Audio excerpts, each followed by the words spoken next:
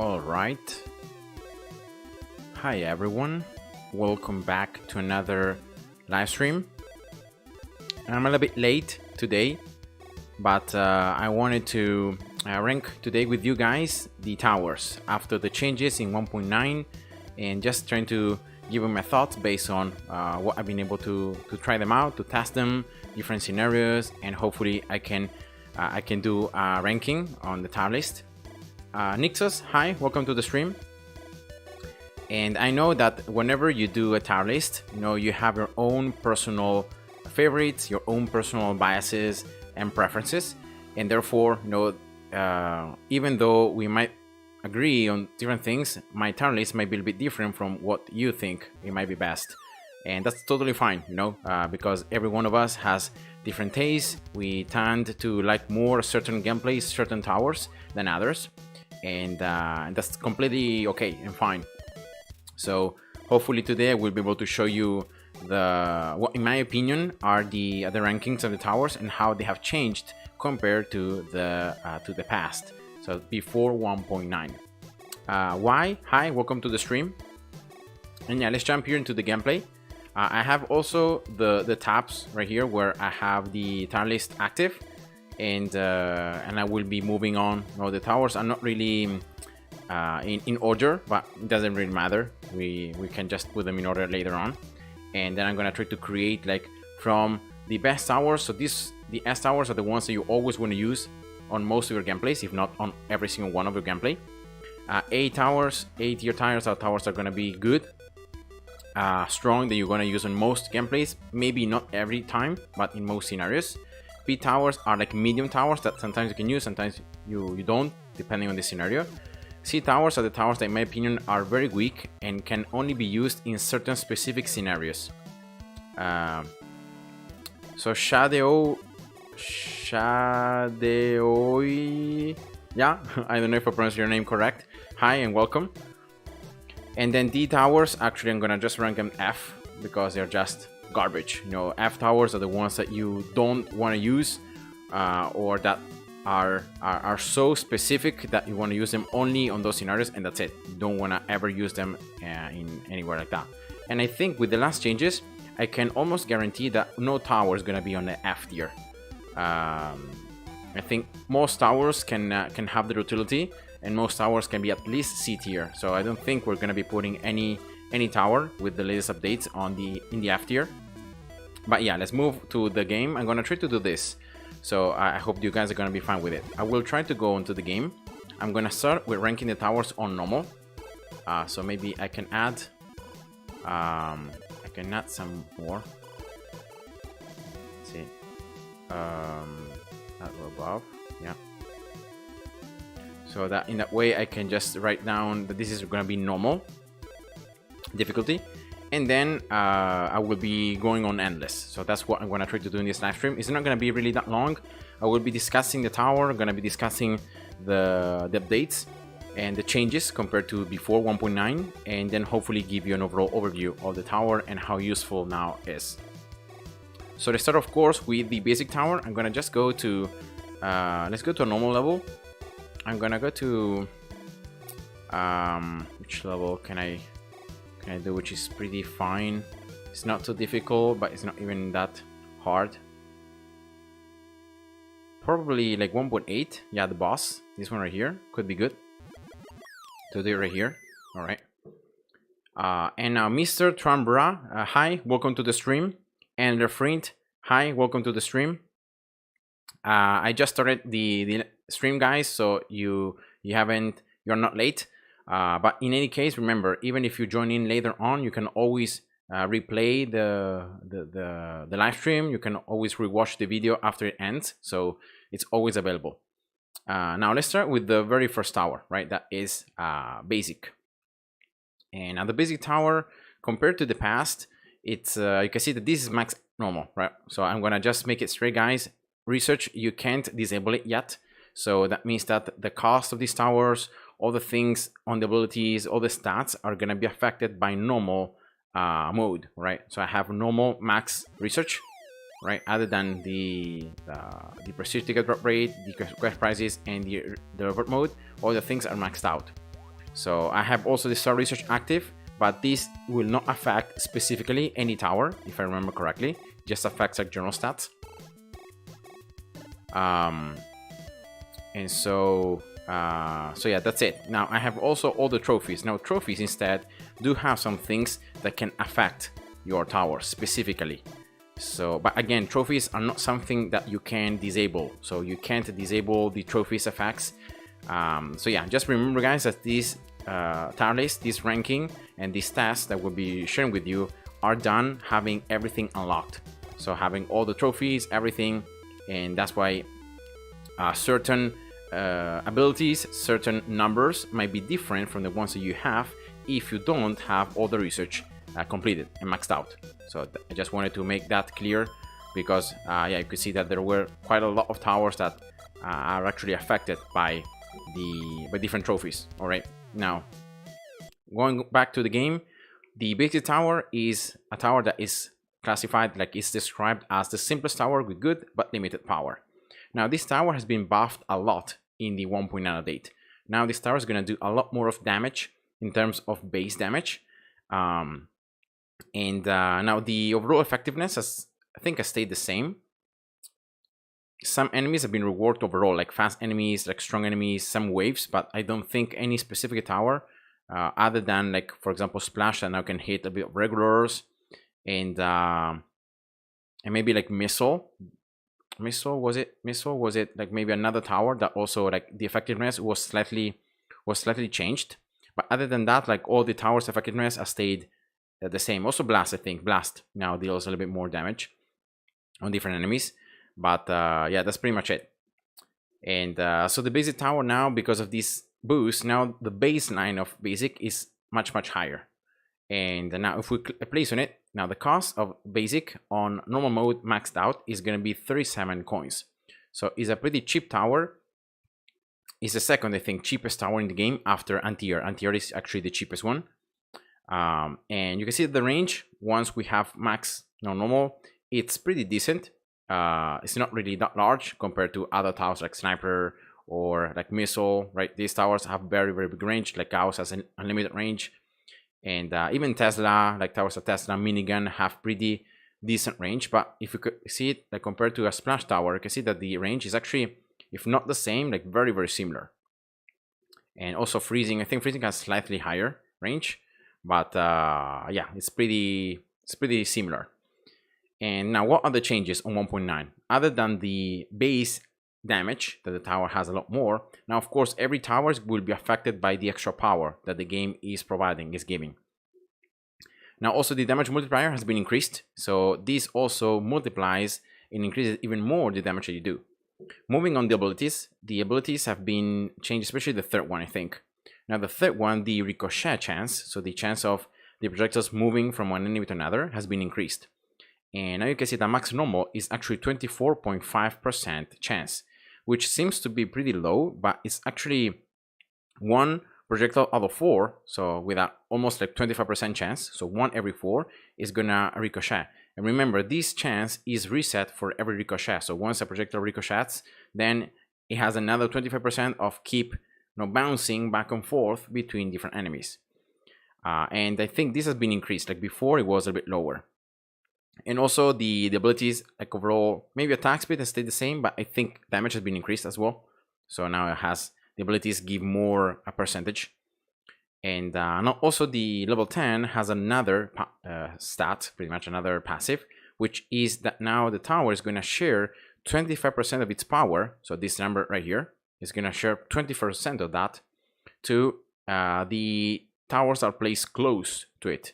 So imagine you have a freezing tower, imagine you have, I don't know, Crasher, imagine you have whatever tower close to it. Once basic tower hits level 10, it's going to be sharing 20% of its power. So it's going to make, I don't know, like if the power of basic is going to be around like, I don't know, let's see, 50%, right? A max level, then it's going to be sharing 10% because that's 20%, no, of 50%. It's going to be sharing 10% to the tower. So all the towers on tiles are going to be around it.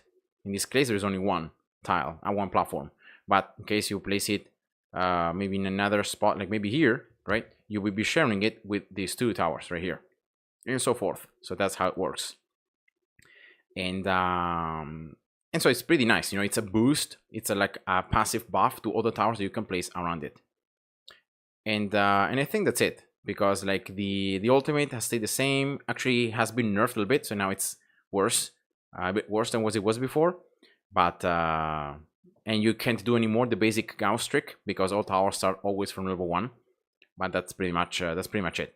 Everything else has stayed the same. And now also power, through research you can increase even more the power that the last ability can give. Remember, you have to choose at level 4 and level 7 you can choose 2 out of the 3 abilities. This right here. Then level 10 you always have it. In the level 20 again you can choose between the ultimate or just 50% more power, which increases all stats and then range and the special one. And yeah, now Sword Taste, hi, welcome to the stream, and good evening from the Philippines. Okay, greetings from Italy.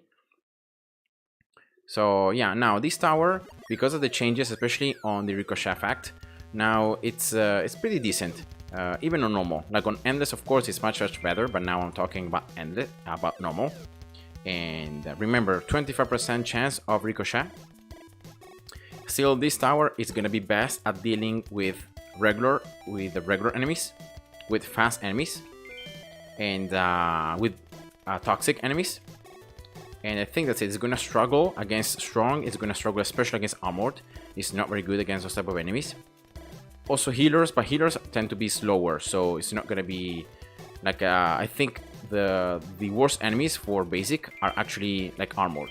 Armored will be the worst ones for basic. It's gonna be the enemies that make the highest like gonna really feel the tower really being weak. And that's pretty much it. Of course, in this is a very early level, so that means that there are only 3 type of enemies, and that the boss is gonna comes out in like wave 40 it is. Yeah, wave 40. So yeah, now in terms of abilities, what it's best to get, I think that because of the ricochet chance, going for foundation is very important, because otherwise this tower can only attack 1 enemy at a time.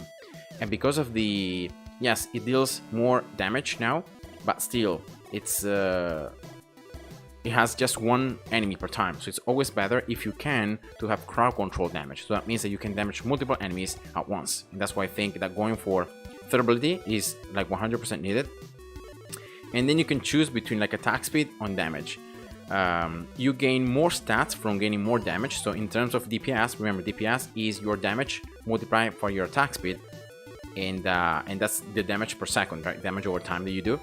And because of the fact that you gain higher stats from the damage than from attack speed, you can see 36% compared to 43%, then I think that to have a higher DPS is always best to go for damage, even though you actually might want to have more attack speed.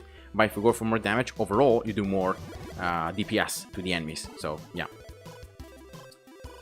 so it's wonderful to see, guys, that many of you come from very different countries, and so yeah, I'm happy to see that we can all connect through this game and through the internet. We can connect, we can just share this moment together. Now, because of all this, so let's move to the tower list, and I would put basic tower now like on probably A tier. I'm not gonna put it on the S tier, because like S tier is like must towers, like you always gonna use. And I think basic tower, it may be good, but it's not like an essential tower. Especially early on, you're gonna use it a lot. But then as you unlock other towers that have like more crowd control, that have more range, I think it might not be as essential. So that's why for the moment I'm gonna put it in the A tier. Then maybe later on, you know, I can change mind as I go through the game. But that's what I would do. And now let's restart, and now let's move on to the second tower, that is Sniper. Now Sniper has been nerfed quite a lot, because before 1.9 was one of the best towers, if not the strongest tower in normal, like after Gauss, and after Gauss like mining, and after Gauss like attacking, all the stuff, but it was very, very strong. So now it has been nerfed, and now it has also a little bit less range, but you really didn't need it that much range. So normally Sniper is a tower that has a lot of range, so you can place it very far from the beginning. You can place it on tiles where normally you wouldn't place any of the tower, because like of how useless it would be. But Sniper you can, because of the fact that you can cover a much larger area. And now Sniper is gonna cost more, of course, even at max normal research than basic. And now the the thing of sniper is that now aiming speed, I think it has been kind of reworked. So now you have an information panel, and you can see what exactly you're gonna be, what exactly this passive is about. You can see it's percentage over time, so it's percentage per second. And it says here, reduced by 4% for each other enemy in range of 1 tile from the target. The minimum is 15%, so you can only reduce this aiming speed up to 15%, so that's like 4 times, and that's it. So you can go lower than that. And so that means that if there are multiple enemies like very close to one another, then the aiming speed of sniper is actually it decreases. So wait, aiming speed, yeah, it decreases means that sniper is gonna aim faster. So because of course the enemies are closer, so that means that it can move between targets much faster, all right? So it's going to improve its accuracy pretty much. And other than that, crit chance has been nerfed a lot. Now, like before 1.9, it was pretty easy to go with a lot of crits and to increase crits up to very high percentages. Now, unfortunately, it has been nerfed, but now we can gain a lot. Like in this case, it's 44% crit chance with the third ability, which has been completely reworked. Murtaza Ali Shah, hi, welcome to the stream.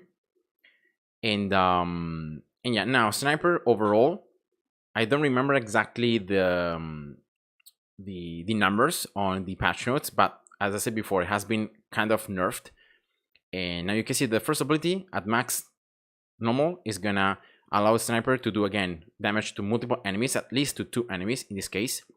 A sniper already has a very high base damage because of the fact it's gonna, as the description says, create damage to a single target, high range, slow reloading. So that's how it works.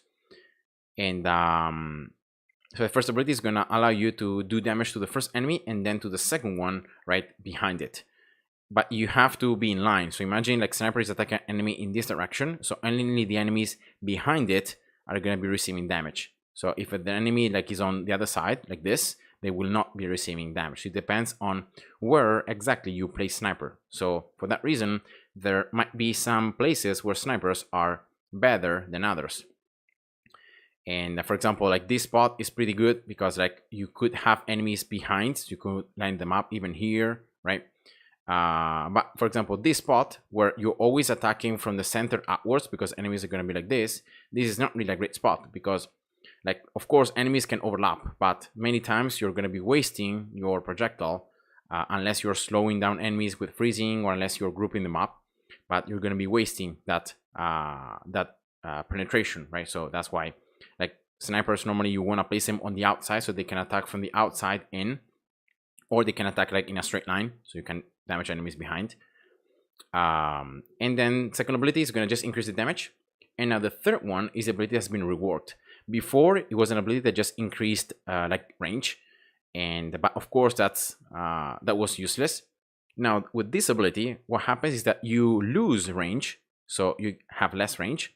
You have more rotation speed. Remember, rotation speed is important because it is going to allow your sniper to then start aiming at a different enemy faster. So if you rotate, you start aiming, then it takes less time to attack. Sniper damage, by the way, remember it's instantaneous. So once the aiming speed is 0, so once it's completely aimed, it's going to damage the enemy automatically, even if you have your sniper that is super far away from the enemy. And then the last thing that this new ability, this rework does is increases crit chance, as I said before. Of course, decreases it by 44% of the amount that you have at the moment. So you can see right here, from 9% here, I would gain 3.96% extra crit because it's like a bit less than half of it. So 9, the half of 9 is 4.5. So you can see that that's why 3.9, almost 4. But yeah, as the tower levels up, remember that's where your abilities, your special passives increase. And yeah, other than with the abilities, then you have no chance to increase it because remember, upgrading the tower never increases the special passives, never. So the special passives is something that can increase only when the tower levels up passively or through abilities or through research. And now it says, how does this damage to enemies appear on the place sniper list below the stats? Or right here, I think it's something that you activate on research. Like if you reduce, I'm gonna just show you. If you go to settings and you reduce this, the US scale, if you reduce it, I think that's when you can see it. Because I have also the statistics panel active. That might be also something that allows you to see the towers. But then other than that, you can see that I don't have much of the other things activated. Just projectiles, particles, the letters being larger, and UI animations, but that's it. So I think it might be either statistics panel or the UI scale. Samuel Oliveira, hi, welcome to the stream. So yeah, that's pretty much it for the sniper, because like level 10 now has been also kind of nerfed. Now you need more kills, and you instantly kill enemies below a lower threshold of HP. So again, this ability has been nerfed. And then lastly, the ultimate or power. Now again, power has been increased compared to the past. Now the ultimate instead, it's pretty much the same as before, but now the change is that the area around which if you kill an enemy with a crit is gonna explode, right? It's higher. So like if you, and that's why like snipers sometimes are used close to an enemy. Like for example here, if you have this sniper that is pretty high upgraded, you have a lot of crit chance, and you can proc with the ultimate, because enemies are close, right? They're closer to 2.5 tiles. They're gonna explode, and this explosion, remember, it's always based on the maximum HP of enemies.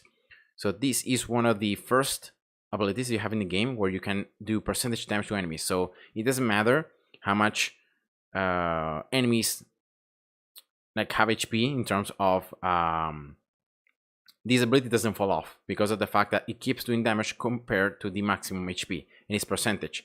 So as enemies get stronger, this ability keeps doing percentagely the same amount of damage. So it's very, very nice for that reason. But you need a crit, and now remember, crit has been nerfed, so now it's harder to crit. And the enemies have to be close to the tower. But if you don't exploit the second part of the ability, you can always exploit the first part, where that is that if you are attacking enemies at max range, you're doing more damage to them. So like the further the enemies are, the more damage you do them, like a max range, and then it gradually decreases to normal the closer to the tower. And I think it resets at 2.5 tiles.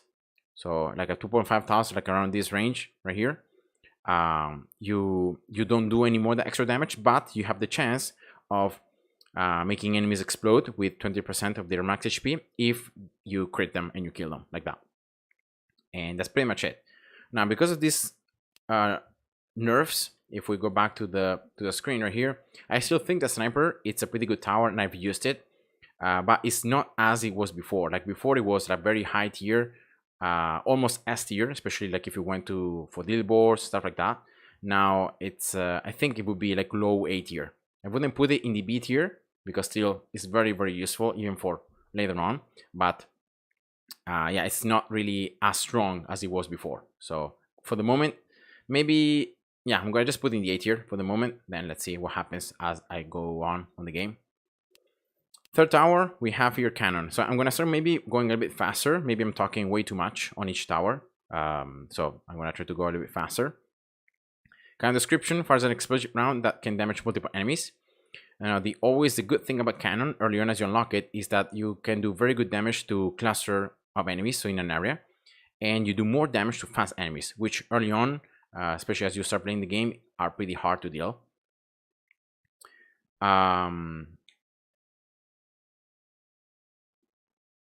And Mohammed, hi, welcome to the stream. So that's it. Then you can see that cannon has other good enemy types to damage. For example, icy enemies are very, very like cannon is very good against these type of enemies, and then it's also pretty decent against toxics and against healers. Then it's gonna struggle against especially strong, armored, and I think lights as well. Pretty bad. Fighters, even though it says like 50%, but fighters are it's a pretty easy type of enemy, I would say. Like at least early on. Then later on it becomes hard, but it's pretty easy. So yeah, normally because of the cannon, because of how cannon works, normally you want to set it on nearest. Now also didn't say it, but for sniper, sometimes sniper is best if you change the targeting. So like if you switch it to random, sometimes random is good. Sometimes like you can set it to strong, you can set it to weakest if you're gonna exploit the ultimate. So or on last. So it just depends on how you want to use it, but definitely you can change the targeting. Bye. Hi, welcome to the stream. Sniper is good, yeah, but it's not. I wouldn't say that it's the GOAT. Now it's much weaker. So yeah, I think that no, it's not as strong as before. Now cannon things that are different. Nothing really. I think only the second ability now is gonna increase even more the explosion range, which is how many enemies can be affected by it. Now explosion has been buffed overall in the game, so every single tower that has explosions is gonna be able to affect enemies in a larger area. So that's one thing, but other than that, has stayed pretty much the same. Also, the difference is that now on foundation, you can do more percentage damage per degree that the tower rotates between shots, as it says down here. And so the more the tower rotates, the more damage you do with each attack. So remember, if on one attack the tower rotates by, I don't know, 20 degrees, it's going to do a certain percent of damage. If it then rotates by 30%, it's going to do another type of damage. So each attack between rotations is going to be affected by this.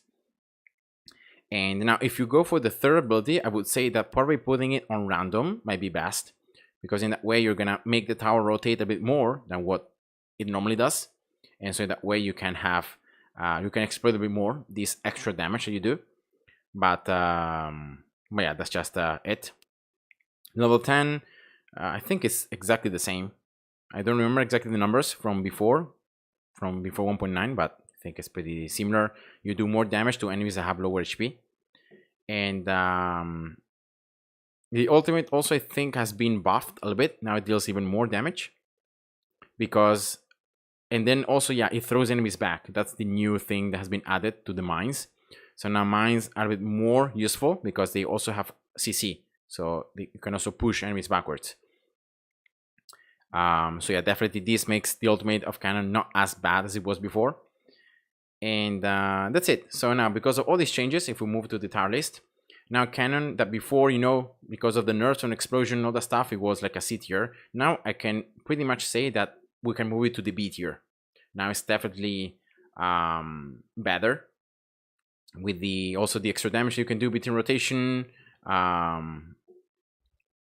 Yeah, let's do it like this. And so I think that it would be B tier. It's not as good as sniper or basic, but I think it's better than what it was before.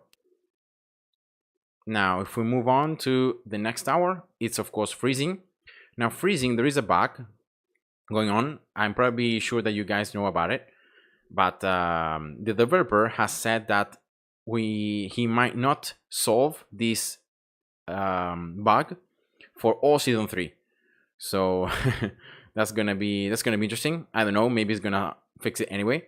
But the bug is involving the new upgraded level 3 ability. Now with level 3 ability, you can instantly slow down an enemy. So you can apply the maximum freezing percent, and you can also freeze it 15% harder. So it's 15% higher than the freezing percent that you have. Remember, freezing is gonna cap at 65%, so you can't slow enemies at more than that. Maybe with this ability you can. Now you can go like 15% higher than like 65%, but anyway, it's instant. And now this ability, the bug is that you can also slow down bosses. And before, of course, bosses are immune to crowd control, are immune to stun, are immune to knockback, are immune to every single debuff in the game, especially like displacement, kind of CC, right? But yeah, now it seems that they were affected by freezing. And yeah, this is clearly a bug, but who knows? Maybe we're gonna have this bug for all season 3. And so yeah, that's just a change on freezing, because other than that, it's pretty much the same percentages are here. First ability, even second one. Level 10 now, the snowball has actually a lower range than the actual tower range, so it's smaller. So you can generate snowballs if you like place a freezing right here, so with the max range you're actually hitting enemies, but with the lower range you're not, then you might be able to generate snowballs. But there is a drawback. Now each snowball that you have existing, so snowballs are going backwards towards the portal, is gonna increase by 5% the next snowball. So the accumulation time is increased every time. All right, so that's how it works. Liu 4000, hi, welcome to the stream.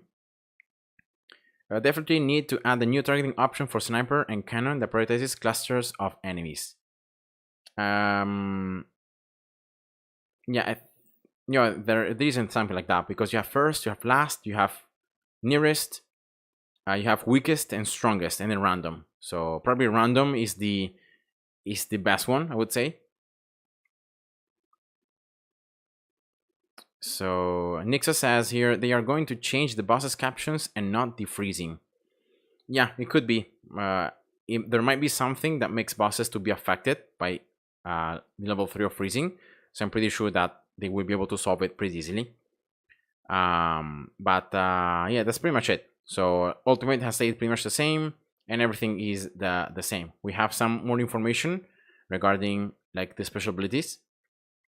But yeah, that's it. So again, freezing, it's a very good tower. I would say that it's still an S tier tower for the reason that it slows down enemies, and it increases the damage that enemies take.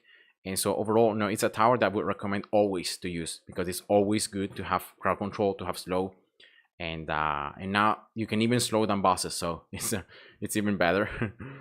And yeah, that's pretty much it. So let's move on to the next tower. Is anti-air. So Liu here says something. Good job, Liu, on maxing out a bit the drop rate to level 100. Well done.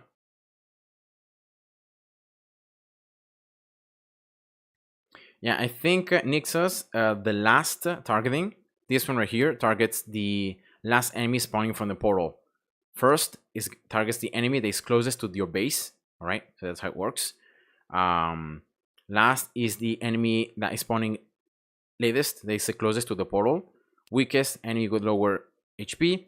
Strongest is the enemy with the highest total HP. So it's the enemy with the maximum HP. So it doesn't matter like how much actual HP has, it's the percentage, like the maximum HP. And nearest is the closest enemy to the tower. And then it's random. So I don't know if they could add like a furthest enemy, so the tower is attacking the enemy that is the furthest from it. I don't know really how we could benefit from that, but yeah, it's just another thing. Now anti-air finally has been kind of reworked, and now it's not as bad as it was before 1.9. Now there is another passive which is called burning damage, and you can actually increase it now, so you can make enemies to take even more damage. This is still limited to 3% of the enemy max HP per second. Remember, it's per second, so you can increase the burning time. So the burning time times the burning damage, that's the maximum damage you can do. And then you have the chance to set enemies on fire. Remember, this setting enemies on fire is as low, so anti-air can only affect flying enemies, so that's the main like weakness of this tower specialty. But especially jets that are immune to freezing, so jets are immune to slow, but they can be affected by the burning of anti-air, and if you burn them down, they're gonna be also slowed. So yeah, it's a very, very useful tool of anti-air, and now you can even do more damage to enemies this way. And other than that, the abilities, the first two, like the first one is the same. The second one now also increases by 20% the chance to ignite enemies, so to set them on fire. Level 3, other than rotation and projectile speed, also increases the burning damage by 50%. And so you can see how you can increase now both chance to ignite enemies and also burning damage with the first abilities, that before this wasn't the case. Now level 10, once again, is the second ability that we have in the game, where you can do percentage damage based on maximum HP to the enemies. Remember though that anti-air can only attack flying enemies, so you can only damage other flying enemies with this ability right here, level 10. Wei, good night, have a good rest, thank you for having joined in, and see ya. So yeah, now actually aim drop affects flying enemies. Before, I don't know why, but it wasn't affecting flying enemies, so now it does. So of course it's better. And now the best thing is that the ultimate affects. So the aim drop passive, the fact that enemies can explode with their max HP, now is transferred to the ultimate and to the mines that you put instead. And this is what makes now anti-air not as bad as it was before, because yeah, with your mines, then you can affect and you can use these 20% chance, 20% damage off based on max HP, and so mines keep that percentage, and yeah, so that's good, right? Still, you're gonna need flying enemies to even be able to place this tower and to make it useful. But now it's better, like compared to the fact that you can do more damage with the burning. You do more damage overall. I think it has been buffed, journal stats. So if we move to the tower ranking, I will put now anti-air, and like before it was almost F tier. Now I would say that it's C tier. It's C tier, but for the very simple reason that it still can only affect flying enemies. Yes, very good against chats, very good in levels where you can have multiple enemies coming out at once, for example like 6.3 when you spawn enemies from miners, and therefore you have both flying enemies, normal enemies, like all mixed up. So even if the tower is attacking flying enemies, but with aim drop you can affect, and with the max HP in an area, and even the ground enemies. But it's a very specific scenario, and normally you have only the flying enemies that you can proc it. So I don't know, maybe now it's B tier, low, very low B tier, but for the moment I'm gonna put it in the C tier. Let's see then afterwards what I do. Now moving on, we have Splash. Now Splash has been kind of both like nerfed and buffed at the same time, so there are some differences. Now the main difference is that you can attack regulars now with only 10% efficiency, but you can damage them, and it was very good because before it was like a big zero. And like regulars are the most common enemies in the game. You will never find a portal that doesn't have regulars, and even on cast maps. So like it's good that at least now we can have that damage is going to be very little, but this is something. And other than that, Splash has this new passive. Before, I don't know if you guys remember, but before there was another passive.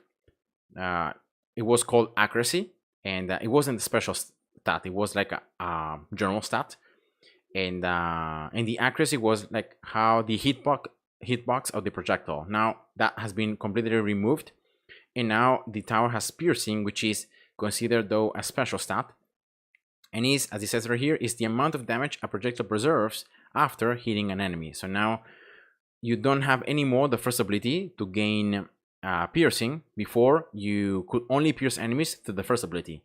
Now instead you can pierce them right away. So it's like something the tower can do by itself.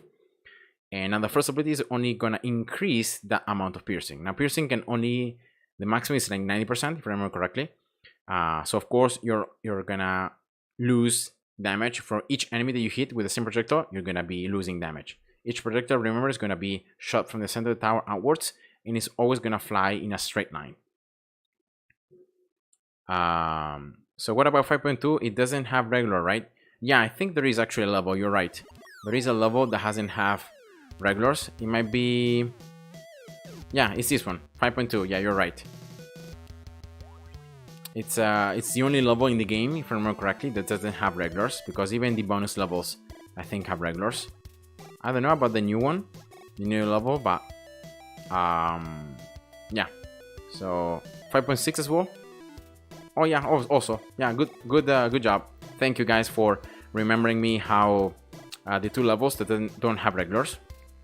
Well, of course you can see like out of the totality of the levels that we can play in the game, only 2 levels don't have regulars. And also on the cast maps, unfortunately, that's another thing, is that if you go to the portals right here, all portals are always gonna have regulars. Like regulars is something that always have.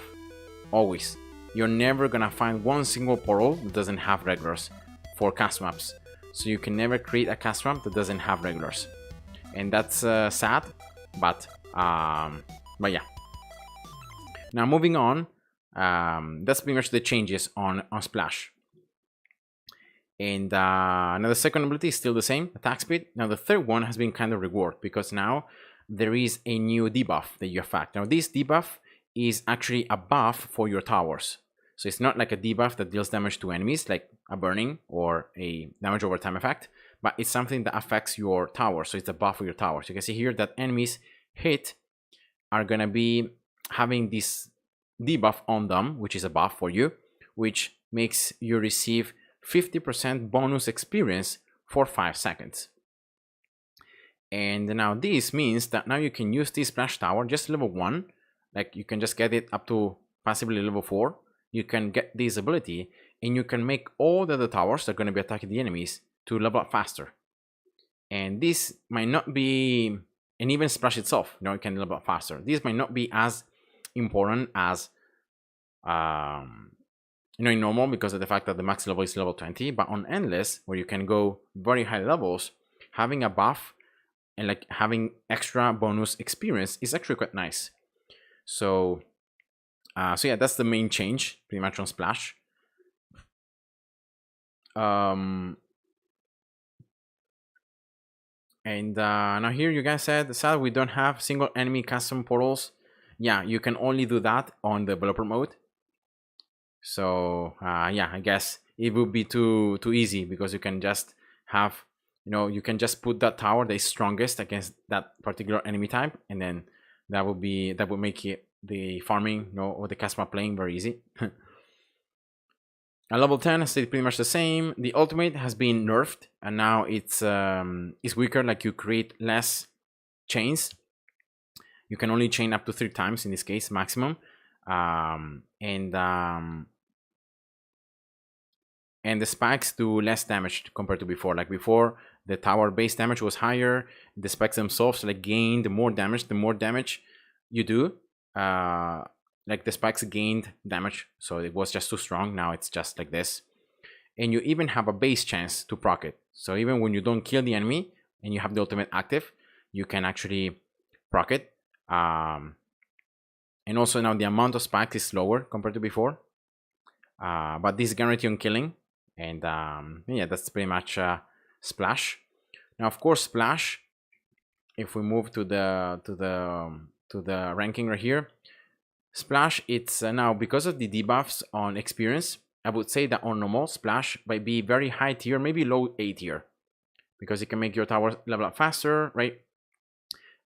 You don't have any more to go with the first ability to be able to pierce enemies, so to be able to do damage to multiple enemies. Then you have it already. The ultimate is pretty good. It's one of the best ultimates in the game to clear out enemies, especially when they're grouped up. So yeah, I would say that Splash now it's like a very high tier, low A tier. I'm gonna put it right here, no, low A tier. So for the moment, let's see then afterwards what happens. Total Eclipse, hi, welcome. Yeah, sure, you can watch the stream later, it's fine. So yeah, let's move back to the game, and now we are Blast. Now Blast has been like it has now a new kind of passive, but it's not really a passive, but it's also debuff, because this is new thing called Quake. Now it says here Quake, once fully charged, the next attack is guaranteed to stun all enemies in range for 1.5 duration. So duration is actually lower, higher than your general stun duration. All right. Does not ignore enemy immunity, so enemies immune to stun are still immune to stun. And Quakes also disable tower standing close for 2 seconds. And this is the drawback. The fact that, like, if you place a tower here and then you activate Quake, this tower is going to be disabled every time this procs is going to be disabled. Now, how does Quake proc? Well, very easily, by just attacking the enemies. So if you just attack the enemies, you can see that Quake charges. And it charges even when there are no enemies. So it just charges over time. Alright? and once it's full, it's gonna be reloading it, and boom, that's the quake. You can see that it's a little different effect. Remember, the blast deals damage like a pulse, right? So it's gonna be doing the same amount of damage to all the enemies in that area. And yeah, that's how this new passive works of Quake. And as I said before, if you have towers close to it and Quake happens, you can see the tower is disabled. It goes white, see? And I know it's only 2 seconds, so it's not like a lot of time. But yeah, remember, if it's a freezing, you're gonna stop accumulating the snowballs. You're gonna stop slowing down enemies. If it's whatever tower that it's about to attack, or it's about like Crusher, it's about to fire missiles, whatever tower is gonna be completely disabled. You're gonna lose all the charging, everything, and then it's gonna be starting again. So be very careful which towers you place close to it, or you can just put it alone. You can just put like modifiers or other stuff. And yeah, so overall I think the blast has stayed pretty much the same. Like, I don't remember exactly the patch notes. Maybe some buffs, you know, maybe some nerfs on attack speed, don't remember. But now we have more description on how stun chance and how stun duration work, and you can read them right here. It says stun enemies receive a 100% immunity to stuns until they pass 3 tiles. So imagine an enemy stunned right here. So 1, 2, 3 tiles, they're gonna be immune to additional stuns if they're not killed earlier, right? Then for each subsequent tile that the enemy moves, it says here that it drops by 20%. So for example, until here is gonna be 0, then here's gonna be 20% chance of getting stunned, then 40% chance, 60% chance, 80% chance, and that's how it works pretty much.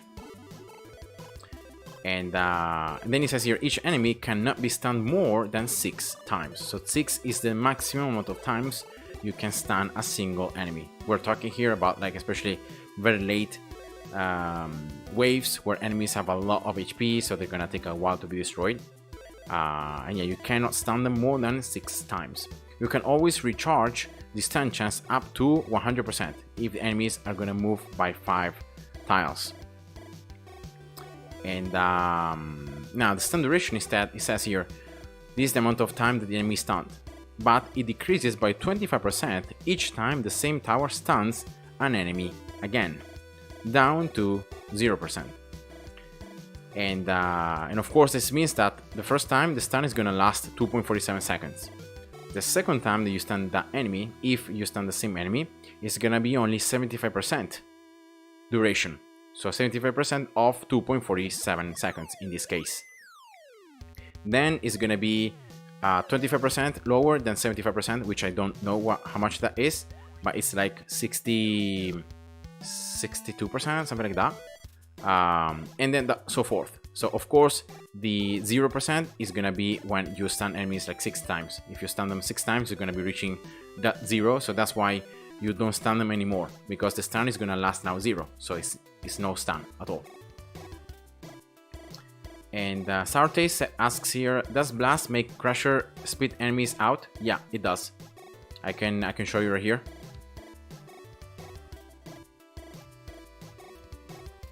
It's gonna be tough to see because here these enemies are actually not that like a pretty weak here, so they're very easy to be destroyed. And so like Crusher is not gonna really be holding them for quite a lot. But yeah, if you're about to grab them, it's gonna reset them. So the disable is gonna reset them. And if you're holding some enemies inside, it's gonna also reset them. So it's gonna put them in the place where Crusher got them.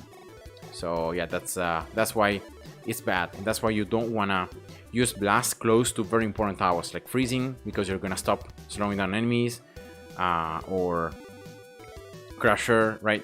Or your main damage tower. and yeah, so Gauss as well. Like I wouldn't really place it on any of these towers. You can place it close to other blasts, so that could be one thing, or you could place it close to Freezing if you have other Freezings. So if you have other Freezings that can keep the slow, then yeah, you can put a Freezing close to it, you know. But yeah, that's the only way. And that's very much it, guys. So the efficiency against enemies also has been kind of reworked. And on the abilities, very quickly, the first one is pretty much the same. Second one also. The third one now, other than increasing the duration of stun, also triggers Quake as soon as it's ready and stun one random enemy outside of blast range. So that means that, for example, this enemy right here, if I go with this one and I proc Quake because I have the maximum chance, because it's the only enemy outside of it is going to be stunned. So yeah, that's how it works. Level 10 also stay the same. Remember, this is throwback. You can only do it for each enemy just once, so each enemy can only be thrown backwards once. And then the ultimate also, now other than making enemies receive more damage, now also they receive a vulnerability debuff. So that means that for 2 seconds, so it's not anymore as they're being thrown back, but now it's after being thrown back. So when you proc level 10 on any enemy, then for 2 seconds that enemy is going to be receiving 21% more damage. So it's like a kind of rework of the past ultimate, and now I think it's much better, because like generally speaking the throwback is very quick, right? So like having now the ability to have this debuff to last 2 seconds means that for those 2 seconds you can actually make them get more damage. And then the power one. So now for these reasons I still think that Blast is a pretty decent tower, but now because of the changes on Quake, yeah, it's nice to be able to stun all the enemies and all that stuff, but the disabling of the towers make it not as good in my opinion as before. All the other things have pretty much stayed the same, so I would put it like on B tier. That's where I would put Blast. It's still useful, don't get me wrong, it's still useful, but I would say that now it's a little bit more limited. You have to either place it alone or in certain close modifiers or in certain ways that do not really screw up your towers. Even though now the vulnerability with the ultimate it's decent, but yeah, I would put it on the B tier for the moment. And now moving on, we have Multishot. Now Multishot has been reworked a lot. It has been the most reworked tower in the latest update, and now it's a lot better. Now this tower really has done a huge jump in utility and in versatility and how useful it is right now. So yeah, as you say, Sour Taste, when an enemy is stunned 6 times, you should already be able to kill it. So yeah, here we're talking about very late waves where enemies have probably millions of HP, so they take a lot to be destroyed. And you can use, because you can use different blasts, right? Remember, each enemy has a specific debuff on stun. You can proc stun not only with one blast, you can proc it with different ones, right, around the path. So that means that in all the path, if you have multiple blasts, you will not be able to stun that same enemy more than 6 times. And the duration also decreases every time. So yeah, that's just remember, it's not just one blast. Every blast is going to have the same, it's going to be sharing those same passives on the same enemy. Now talking about Multishot, pretty much the main change is that now the tower is more useful. It deals a little bit more damage, has more useful abilities, can already target flying enemies by itself, so you don't need any more level, I think it was like level 2, right? And now it has buffs, so now it can give stuff exactly a splash, that can increase the experience gained and so forth, right? It's pretty much like that. Now the first ability is the same. You can now make your bullets to penetrate enemies to do damage in an area, to multiple enemies, right? So in that way you are more efficient. Now the second ability is completely new, completely reworked. It's called now Backshot, and it says deals up to 24% more damage the closer the target is. So the closer the target the enemy is to the tower, the more damage it does. I think the maximum is going to be like 1 tile, because there will always be like at least half tile between the center of the tower and the very edge of the road. Some enemies, remember, will be closer to one side or the other of the road. So yeah, there will always be at least like half a tile of difference. But I would say that this 24% damage is done when the enemy is like closer than it's at like 1 tile, I think. And then it says here, enemies drop 6% bonus coins if they die within 5 seconds. But the bonus is halved if enemies killed by this same tower. And remember, now Gauss doesn't have anymore the extra gold for killing on level 3. This is has been completely changed now. Now these two buffs on like being able to gain more coins have been given to Multishot and have been given to Laser. Two of the worst towers, before this update, two of the worst towers in the game. Now Multishot still has a huge problem, the fact that you cannot attack strong enemies with it. And I'm pretty sure that this debuff can only be applied on enemies that can be attacked by Multishot, so that means that you will not be able to get the extra coins from strong enemies, but you can proc it, you can see, from every single other type of enemy, including the flying enemies. And this is nice, because remember, bonus coins means that early on, if you place this tower very early on, you don't need to upgrade it. Like, you just need to let it kill some enemies, get to level 4, then you go for the backshot, and then you can just skip it level 4, level 0. Like, you don't have to upgrade it, right? You're gonna be able to apply, then with the penetration, you can apply the debuff on more enemies. And by keeping it low level means that you're gonna be killing the enemies with other towers. Therefore, means that you can get the maximum bonus coins, 6%, rather than like only 3 when you kill the enemies with the tower. And this is something that applies all enemies. It's not like chance to apply the bonus coins. It's always applied, like splash level 3. So yeah, it's very, very nice. Now this makes tower not only be able to do more damage, right, but now being a lot more useful in utility. And then lastly, the third ability also has been kind of reworked. Before, it was only reducing the shooting angle. Now it also makes Multishot to do 1.1% more damage if they're attacking the same enemy. So each hit on an enemy makes it receive 1.1% more damage from this tower, and this can stack up to 36 times. Again, this is something that early on is not going to be that useful, but then as you keep playing, then yeah, this becomes quite relevant, because you can give up to 36 sorry, it's gonna be it's gonna be like 39.6% more damage to an enemy if you keep attacking it. So if the enemy like has a lot of HP, the more you attack it, the more damage you do to it.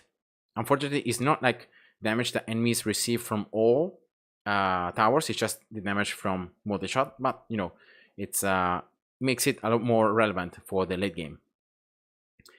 Again, level 10, it says here, each enemy within 1 tile of the affected target increases damage by 3%. So this makes the tower to do even more damage when there are cluster of enemies. So when enemies are close to one another, they're all close by to the enemy that Multishot is targeting, is focusing on. You're gonna be doing 3% more damage for each enemy. So again, if you use stuff like freezing, like throwback from the mine of cannon or from a blast, and you make enemies to be grouped up, then you can exploit even more this ability right here. And then lastly is the ultimate. The ultimate also has been kind of reworked. It's still very bad in my opinion. Well, it's not bad when you play in maps like this one, where you can have like a path that Multishot can rotate and you can attack the other parts. But generally speaking, this projectile always is shot backwards compared to the tower is attacking. So you're going to be hitting nothing, because you're always going to be missing, or most of the times you're going to be missing. And this projectile does a lot of damage. And then also the tweak now is that if you don't hit any enemy, you can preserve, you can increase the damage of it. You can stack it up to 19 times. So the next time you hit an enemy, you're going to be doing a lot of damage to it. So that's the difference compared to before. And that's it. So now moving on to the ranking of the towers, definitely I would say that now Multishot, because of all these debuffs, extra coins especially that you have, and the utility on the tower itself, I think it's actually on A tier. I would put it like very close to Sniper. Maybe I'm gonna just put it a little bit below it, but in terms of utility, it's very useful, because the bonus coins is something that it's always very nice to have. So for the moment, I'm gonna put it, yeah, maybe here, slightly above sniper. And yeah, that's just it. So let's keep moving here. Minigun has been reworked also a lot, and now Minigun is gonna have this reloading where once you shoot this amount of projectiles, the tower is gonna go into a 6-second cooldown where it's not gonna attack. And the magazine size is called. It's gonna be increasing with the tower leveling up. You can increase it with abilities, with research, but it's always gonna be limited. So yeah, that's the main change to Minigun, and this makes now Minigun, unless you have the ultimate active, this makes Minigun a lot worse compared to before. A lot worse. It's incredible how worse this tower is now. And but yeah, you know, it's just changes to the game. It's gonna have different stuff. So I think that now this tower could be very, very good against like bosses or against very strong waves like lights, or like very late waves or strong of armored, because it's gonna, like, it can pinpoint one single enemy. Once you have maximum acceleration, you can make the tower start dealing damage in an area. So of course that's a lot good. It's a new thing that you have. But if you have maximum acceleration, but then you don't have any more the projectiles, you're going to reloading, and that means that you're not going to be able to attack for 6 seconds. So again, you're going to have to recharge, restart the acceleration from 0, and so forth. So yeah, unfortunately, Minigun now, it's kind of a lot more limited, I would say. Yes, we have different things on it, but it's not just the shooting speed, it's just the magazine, especially the fact that he has to go into reload.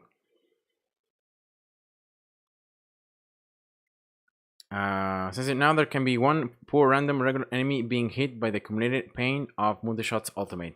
Yeah, the single enemy of before, right? Now moving on to the abilities of Minigun. Minigun overall, I think, has been kind of slightly buffed the other stats. And yeah, the ultimate of Minigun, remember, the microguns do not have magazine size. So microguns will be attacking forever, even when Minigun, the main gun, goes into cooldown, but microguns will keep on attacking. So that's why the ultimate is still very, very good, because it's like you get 2 towers for free, 2 additional towers that can attack the enemies for free. They benefit from Minigun stats, especially like attack speed and range. And of course, they're going to be doing the same damage of it. So yeah, the microguns are not affected by it. Now the abilities, it says here that the first one, other than having more damage, now enemies receive plus 10% invulnerability for 2 seconds. So again, this makes enemies to be that Minigun attacks for 2 seconds, they receive 10% more damage. Second ability is pretty much the same as before, but now additionally, it can increase the magazine size. So you can see the total projectiles you can store, you can have. Third ability, again, same as before, because it's going to change the level 10 with a poison. So rather than having hot bullets, you ignite enemies. So that makes, remember, if you ignite that enemy, the slow becomes only 33% efficient.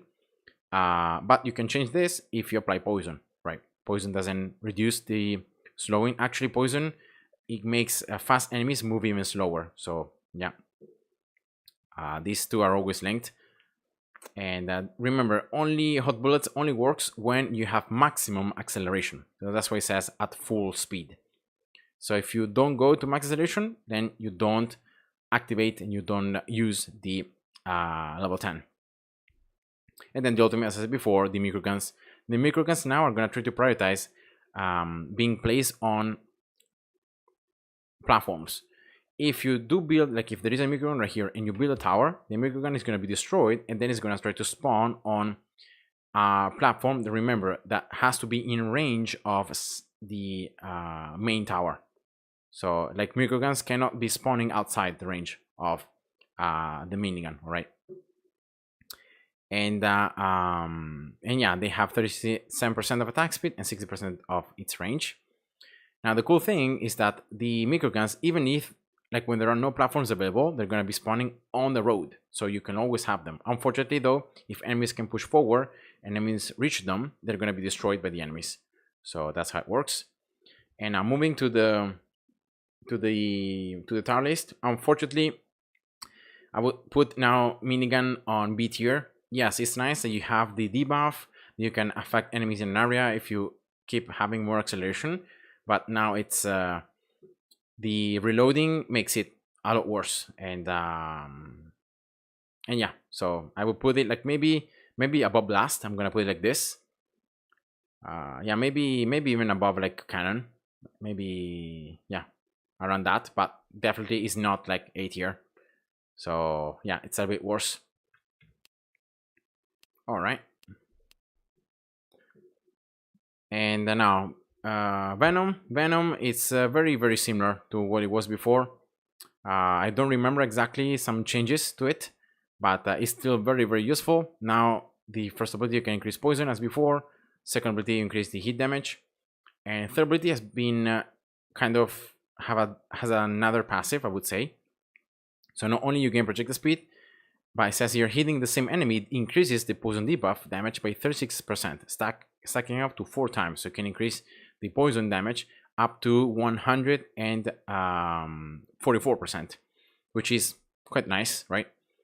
And then it says tower, though, will try to apply max poisoning to an enemy before switching to the next target. So Venom, what happens is that if you don't have this third ability, will try to attack different enemies, even if you put it on first. Will prioritize non-poisoned enemies, always. Once all the enemies in its range are poisoned, then it's gonna follow your targeting. So it's gonna like attack the first enemy. It's gonna keep attacking it. But remember, you can't stack poison. You can only put one debuff on poison on one enemy. Instead, with this third ability, now the target's gonna still follow your targeting, but now it's gonna try to apply the stacks 4 times, because I see here that the maximum is 4 times. So it's gonna try to attack the enemy 4 times, apply the maximum debuff possible to the enemy, and then it's gonna move target. So it completely changes how the tower works. So it doesn't anymore try to apply poison on all the enemies in range, and then it starts attacking an enemy. Now it's gonna try to attack one enemy. It's gonna try to apply all the stacks, then change, and that's how it works. The main problem with this tower, remember, with very low research, is the projectile speed. So the fact that you can have more projectile speed is nice, especially early on. Level 10 is pretty much the same. I think now it's actually larger, right? I think the poisonous cloud affects enemies in a larger area. And the ultimate, again, has stayed the same. So you can apply this debuff on enemies, which has a certain chance of, when they die, they spread their debuffs on close enemies, and increases all the facts by 22%. So yeah, that's pretty much a Venom. So yeah, for these changes, I think that Venom is still a very good tower. I would put it here on very high tier, right? Maybe even S tier. Like maybe Venom is one of those towers that you always want to use on almost whenever scenario. I'm not gonna put it there because like Venom cannot attack toxic enemies, cannot attack flying enemies, but yeah, overall I would say that it's pretty good. So I'm gonna keep it there, very high A tier. I believe Minigun would be fun if it uses mind sources as magazines similar to Gauss. Yeah, but then it would have the same limitations as Gauss, because you would have to put it like close to a miner, and so yeah, I don't know how to feel, because like Minigun also attacks very quickly. So like either it consumes resources very quickly, or like you do something different. So I guess I don't know if that would work. Now let's do to the last couple of towers that are left. I'm gonna actually just put them right here because I should have enough coins. Now Tesla overall has been nerfed, especially the ultimate. Now the ultimate, in order to proc it, you need to attack 40 times. So every 40 attacks of the tower, you create these ball lightning that deals pretty decent amount of damage compared to the damage of the tower. and it lasts 12.5 seconds. So it's not anymore when you do damage enough to kill like 8 enemies, or as it was before, like 10 enemies. Now it's every 40 shots. So it doesn't matter how strong your Tesla is, you're gonna still need 40 shots to proc it. And yeah, this makes ball lightnings insanely hard to proc. And now tower, of course, it's better to go for attack speed, because the more attack speed you get, the more shots you use, so you can proc it faster. But still, it's not that good. And overall, Tesla is the same. So you have damage right here, attack speed, damage there, less attack speed, a little bit more damage. Level 3 now it's higher the lower the lowest damage that you do. So whenever you change, remember, every time that you chain an enemy, you lose percentage damage. And this is actually the percentage that you keep with each single enemy. The maximum is like 95%, I think. And so that means that you lose 5% each time. The minimum is 10% of the base damage. If you go for the third ability, now this minimum becomes 32.5%. This only is useful on very late waves where you have like, you're calling a lot of enemies. Other than that, because otherwise you almost never, especially when you have your test like high level, you lose very little damage from each enemy. So you would have to attack like more than 20 enemies to be able to reach the minimum damage, to be able to actually exploit the third ability. So that's why you always want to go for Tesla like the first two. Even though the second one you lose attack speed, so it might not be best for the ultimate, but yeah, overall I would say first two are always best. Level 10 is very similar to freezing. So now it's not like overall tower range, but now it's 3.5 tiles. So if there are no enemies in 3.5 tiles, then you can accumulate and you can create this ball lightning that can do a lot of the tower's DPS. And again, the more ball lightnings you have that are in the map that are going towards the portal, the higher the accumulation time. So it's like 5% increase for each ball lightning. And then the ultimate, as I said before, it has been kind of reworked how it procs. Now you need shots rather than damage. And yeah, now because of the changes to Tesla, I would say the Tesla stayed pretty much the same. It's still a pretty decent A-tier tower. Very good early game. You can attack flying enemies. And yeah, so I would say that it's still a pretty good and decent tower. Now if we move on to the last 5 towers, we have Missile. Oh, sorry, a comment. Good night, sir. Okay, Sour Taste, good night. Have a nice sleep, a good rest, and thank you for having joined and watched the stream. Now Missile also has been kind of reworked, especially the LRM, so the long range missiles have been buffed, and now they proc as they should be procking. And overall, I think they also have reduced, the dev has reduced the cost of the tower, so that's that makes him more affordable. And again, because this is a tower that makes explosions, right? Explosions has been buffed, so you can affect now enemies in a larger area.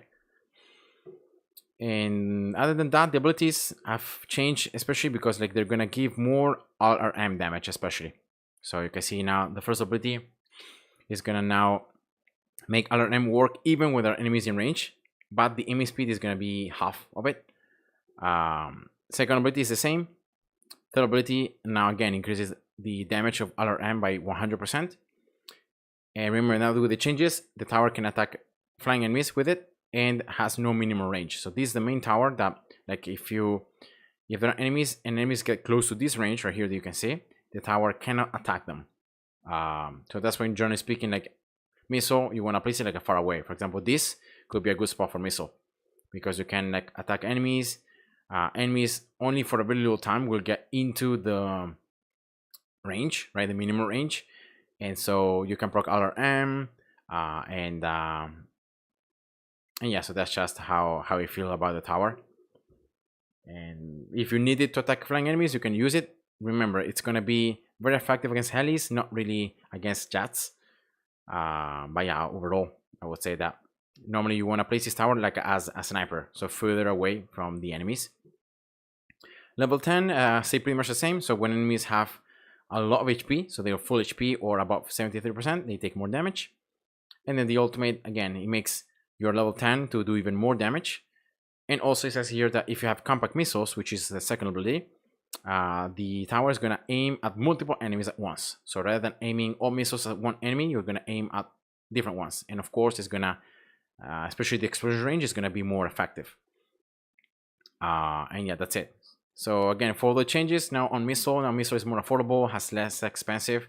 I would say that now it's at the same level of cannon, probably maybe a little bit lower because it's still a lot of expensive, but now it has more utility.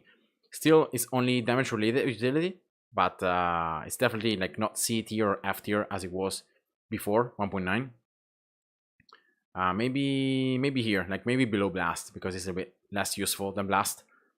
And yeah, and then the main problem of missile is the fact that it cannot attack fast enemies. So that's peculiar.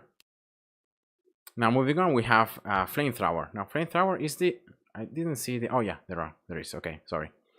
Flamethrower, also a very strong tower before 1.9, now has been nerfed. So now also another special passive called like direct damage. So this is the damage done to enemies in directly in on the fire. Because now enemies, if they are one behind another, enemies can like actually hide behind enemies, and so you will not be hitting them, and that makes Flamethrower now a lot less useful than before, because like you either go for the third ability, and this allows you to be able to flame and to hit all enemies, right, even when they are behind one another, or you're gonna have to wait for them to move to not be anymore like in line, and then you're gonna be able to hit them. So that's the idea. And first ability again is damage to direct enemies, direct fire. You can see that increases the direct damage. Second ability, other than burning time, is now increases damage. Now also I think, remember before, right, it increases also damage from before, but now it decreases direct damage. If you have cold fire, which is the third ability, you have 30% more freezing, and you have plus 75% damage to burning enemies. Now this is something that I've also saw on the patch notes, that now you can like combo 2 Flamethrowers between them. Like one Flamethrower can be like on last, and you can just set it so that you can burn enemies, and then you can maybe place another Flamethrower on first. You can go for with cold fire, so you can like you cancel out or you reduce the effectiveness of the burning. You slow them down, and at the same time you can pierce through all of them, and you do more damage to all those enemies that were ignited by Flamethrower. So you can like combo, you can use 2 of them at the same time. Before you always like went either for one or the other passive, so either for burning or either for the slow. Now you can kind of benefit from both at the same time. So this is just some change that has been introduced. Third ability reduces the damage, but now you can slow down enemies. And again, you don't ignite them anymore, and you don't reduce the freezing effect. Remember, if you use Flamethrower, because you ignite enemies exactly as Minigun level 10, you make the slow to become only 33% as efficient. It's not completely cancelled out, but it's less efficient. So now with the level 3 of Flamethrower, you don't anymore reduce freezing effect. And actually on max endless, I think you can actually slow down enemies even more than on freezing, because the maximum freezing slow is like 65%. With Flamethrower, I think you can go up to 80% or something like that. So you can slow down enemies even more if you have these 2 active. So it's nice. But of course, you need to have them on fire. Like you need to have them in range, and you need to keep attacking them to be able to slow them down. Freezing instead slows in an area. And you can see right here that it deals 75% damage to burning enemies. Again, it's the same stat set like on both abilities. It's not like another damage, it's the same one. See here, the 75% damage to burning enemies is the same right here. And you can pierce through everything. Level 10, exactly as before. And then the ultimate, rather than one-shotting enemies below a certain HP threshold and getting more green papers, now it says here that burning enemies receive plus 8% damage from any other tower, any enemy in range of 1 tile. So if you have a lot of enemies, again, cluster of enemies close to one another, closer than one tile, the enemies that are burning, so the ones that have the ignition, right? Not the enemies that are slowed down, but the enemies that are burning, they receive even more damage. So, and again, I don't know if this is global. So if all towers are going to actually do 8% more damage for each enemy, or if it's something that only Flamethrower does. So it's something that only Flamethrower does to those enemies, you know, exploiting still the fact that with the level 3, right, you do even more damage to burning enemies. So yeah, I don't know, but that's pretty much it. And now because of these changes, now, oh sorry, didn't change the screen. Sorry. Because these changes now, Flamethrower is still pretty good in my opinion, but it's not like super good. Yeah, the slow is nice, the burning is nice, but you know, burning, slowing down, that enemies are not so slowed down. I would say that maybe it's actually high B tier. It's not anymore A tier as before. Now it's B tier. So yeah, that's just my opinion about it.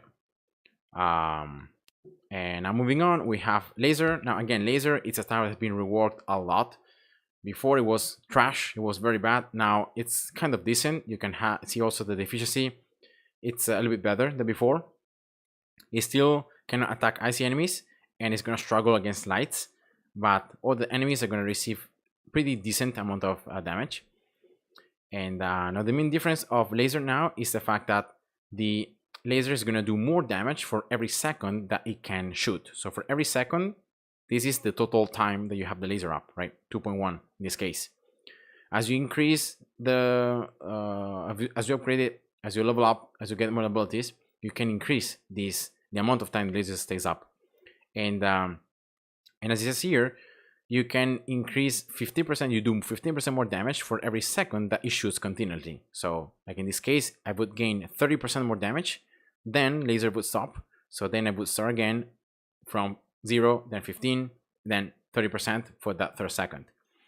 And yeah, so this is nice because like the more battery capacity you have, the longer you shoot, the more damage over time laser does. So it increases damage that it does. And abilities also have been reworked. Now the first ability, I think I haven't understood it yet, how exactly it works. I've tried it on Endless, I've tried it to proc it. I don't really see it happening. I don't know, you guys maybe can help me. But it says here that each time batteries deplete, so every time that you stop attacking, right? So at the end of the time where the batteries deplete, he says here, laser pierces through 7 enemies and ignites them for 5 seconds, dealing fire damage equal to 7% times damage times battery capacity per second. So it's something that is multiplied damage and it's multiplied the flat number that you have here on battery's capacity. And I don't know if this is the very last shot of laser, so before the laser stops, because like it goes into cooldown. And this is turning speed, by the way, so how fast then you can shoot again. So I don't know if the very last point of that laser is gonna do this. If it's gonna be the very first part, if it's gonna be something that happens when the laser is off. I don't know, I haven't been able to actually see it happening. But yeah, this is what the ability says. And so yeah, that's just it. Second ability is the same. You now have more beams. You have less damage from each beam, but then you have more beams, like missile. And then on third ability, it increases the battery capacity 55%, and you can also allow your towers to rotate, because the main weakness of laser is that once it attacks in a certain direction, the laser is just fixed, so it will not fall, it will not move. With this ability, now you can rotate. It's only 15% speed, so the moving as you shoot, but it's better because now you can follow the enemy, so you can keep doing damage. So that's why, in my opinion, like the third ability is always a must. Then depending on like how really this first ability works, you might want to go for third and first, or for third and second, so you have more beams. So yeah, that's just it.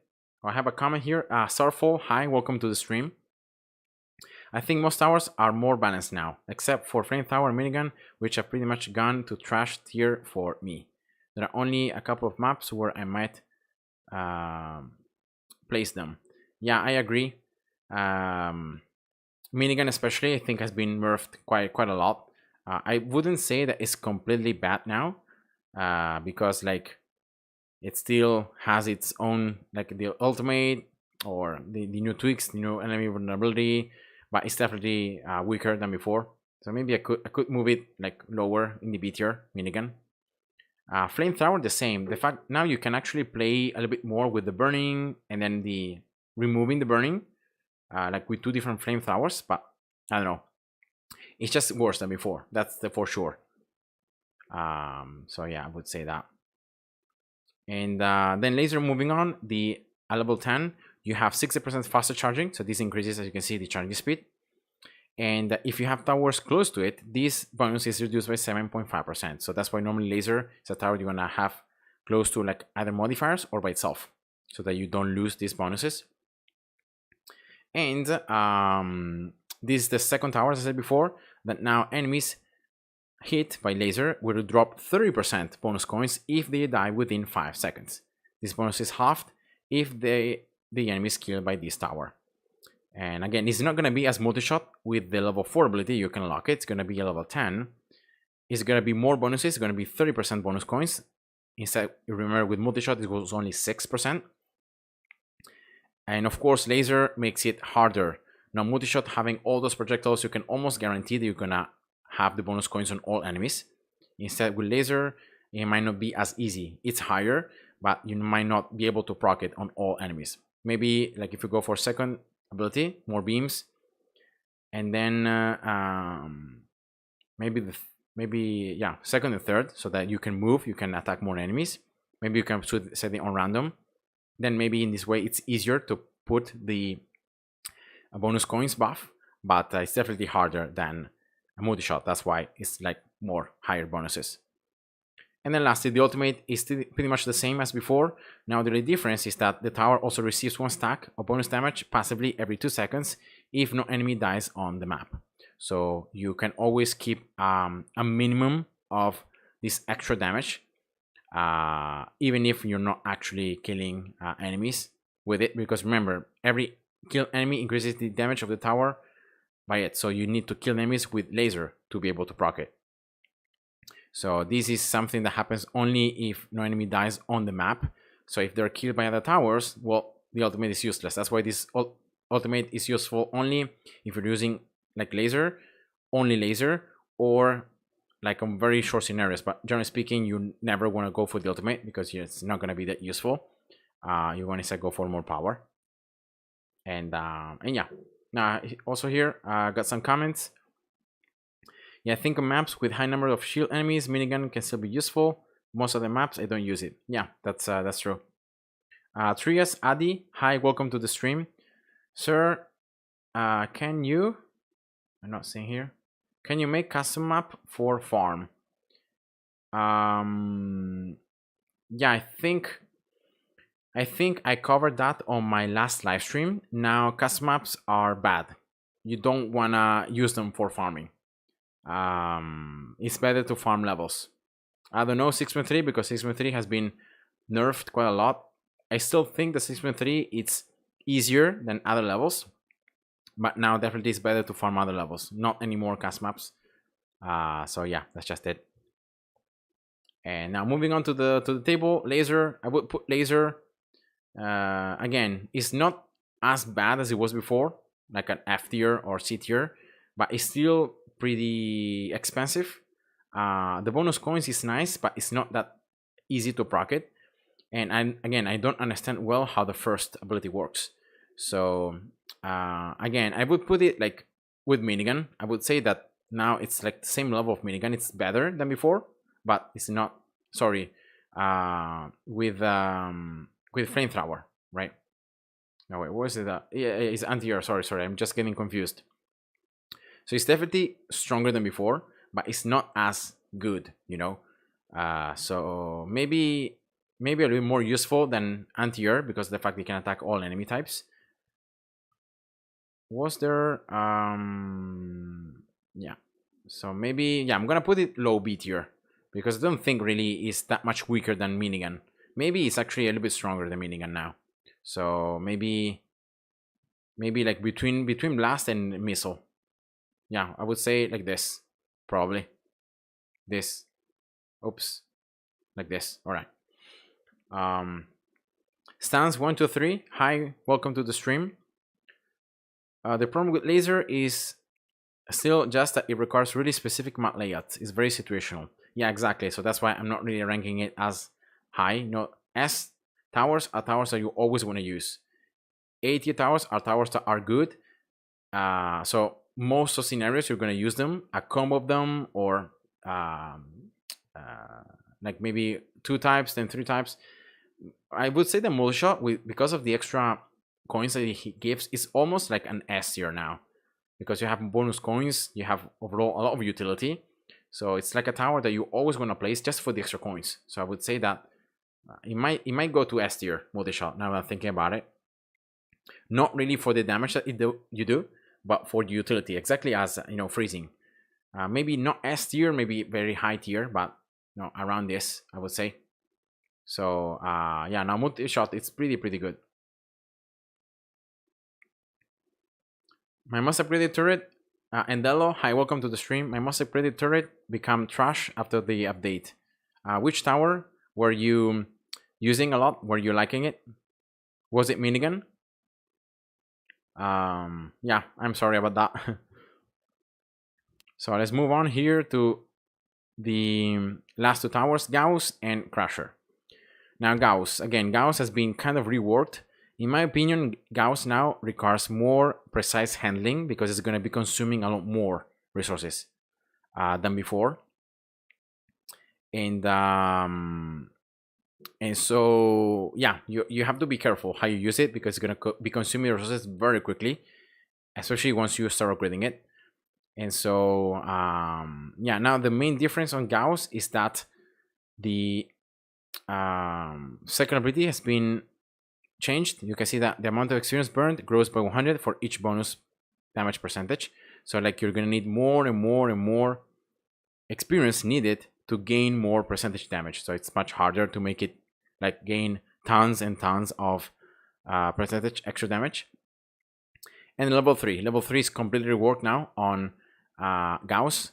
Now it makes Gauss consume less resources, which is very useful, and increases the charging speed. So you can shoot faster. Now it's very easy with Gauss to shoot more quickly. Like if you have enough resources, you can just shoot boom, boom, boom, one after the other, especially on max endless. But the fact that now it consumes a lot more resources means that, yeah, it's kind of harder for that reason. Then Overload, I think I stayed the same, right? Now the main difference is that all enemies will be hit by it, and all enemies like it's gonna stun all enemies in a straight line. So it's not anymore only like the first enemies hit until the damage is consumed, but it's gonna be all enemies in the line of shooting of Gauss. So yeah, that's the change, I think. And now the first enemy hit is gonna be having this debuff, which is gonna make it explode on death with, once again, an ability that makes percentage of the maximum HP. So again, these are very, very useful for later waves, and that's why you wanna Gauss is one of the best towers, for leaderboards or for like very high waves. Not just because of its flat damage, it's the highest in the game. And the ultimate again has stayed the same. So you can see that it's gonna just increase the double mining time for the miners close to it. You always have to place Gauss close to a miner, otherwise you can't even shoot. So you can make the miner gain even more resources from it. And yeah, that's pretty much it. So other than that, Gauss has stayed the same. And so Gauss is very situational. It's again a very situational tower. So generally speaking, I will put it again on probably high B tier, because like it's useful only specific like for leaderboards, for endgame. But if you're not going for that, if you're just doing, for example, quests, or if you're just playing the game to gain stars, or like you're never gonna use Gauss. And also Gauss requires very specific like building close to a miner. You have to choose like the shooting, you have to actually manually select it. So again, it's a tower that requires specific gameplay. So that's why even if it's very good, and so it should be like A tier, but I'm gonna put it in B tier for the mechanics and for the fact that it's kind of situational, right? Remember, this is normal, guys. And lastly, last tower is gonna be Crusher. Now Crusher, it's a tower they unlock at stage 6. It's the very last tower they unlock, and the tower also has been kind of reworked. Now there is another special passive called Share Damage, and you can see here that deals this additional damage multiplied by the regular damage split between enemies. So like the higher your share damage is, the more damage you're doing when you are attacking enemies. So it's like more damage you do already, but then each damage is split between the how many enemies you have inside. Remember, you can hold up to 3 enemies with max normal research, and so you can have up to this share damage to be applied equally on those 3 enemies. Mohammed says here, I don't remember ever using Gauss in normal mode. Yeah, exactly. It's a tower you unlock later, like at the end of like stage 5, I think. But yeah, again, like Gauss, for general gameplays, you don't use it. You just use it for like very high waves, for leaderboards. On endless maybe has a bit more application, even on general gameplays. But other than that, you don't really use it that much. That's why I place it on B tier. And other than that, Crusher stayed pretty much the same. I don't remember exactly on the patch notes. Some buffs, maybe some debuffs. But now you can see that you can increase the share damage by 45% with this. You can hold more enemies. Normally, you can only hold 2 enemies. So I think 2 enemies is the max without the ability. With the ability, now it's 3. Or you can increase the bonus experience. Remember, a Crusher, it's the only tower in the game where by default, it can give bonus experience to both itself and to other towers. So as it's catching the enemies and as it's killing them, right? Those enemies kept inside or killed receive more experience. So like when the tower is damaging or killing them, you can see here, it receives bonus experience. And this is very useful, again, to make Crusher level up faster, and at the same time, on later waves, to be able to stall the waves, right? Because you're holding the enemies inside. It's like a balloon shipper, right? If you know about BTD5, it's like a balloon shipper. But at the same time, you're making other towers in case you might be needing still some levels, or maybe you place late towers and you want to level them up faster. You can use this. Again, it's going to be more useful on endless because you can have much higher level cap. But yeah, it's not that bad. You know, in certain scenarios, you might want to go for second and third. But on most scenarios, you go for first and second. So you go for this too. And yeah, it deals more damage now with the share damage. Now level 10, again, stays the same as before. You have a certain chance to make an enemy walk against a portal. So it becomes like a zombie enemy. And it's going to deal damage along the way. And then the ultimate, these enemies right here that are disoriented can give coins depending on how many tiles they can walk. The maximum is a certain percentage damage, certain coin value. Yeah, that's pretty much it. And again, Crusher is very good overall. Like, it's a very useful tower, very utility, especially to stall, to like delay. So I will put it probably, yeah, with sniper like this, right? Something like this. I would say maybe this, and that's the utility of Crusher. Storefall, he says that with the new share damage, I think Crusher is even better than before, which is crazy because I already thought it was the best tower in 1.8. Yeah, I think on 1.8, if I would have to say like the best tower, I would say that probably like Sniper, Venom, maybe Venom was the tower I consider to be the best one.